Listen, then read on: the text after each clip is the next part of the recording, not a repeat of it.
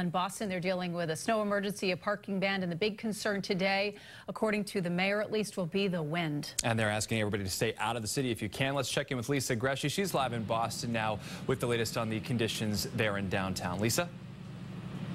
Chris and Kate, it's really starting to come down here in Copley Square, but I will say what's really evident right now is the wind. When it picks up, you can certainly feel it. We have people walking around here holding their hats down to their head because it's getting up to, at some points today, 50-mile-per-hour winds, as Barry and Danielle said. And as for snowfall, here in the city of Boston, we're expecting anywhere from 14 to 18 inches, which could be the most snow Boston's seen. We have a record of 19.7 inches of snow in Boston, but of course, we won't know until it's all over whether we make or break that record. Reporting live here in Boston, Lisa Gresci, WBZ This Morning.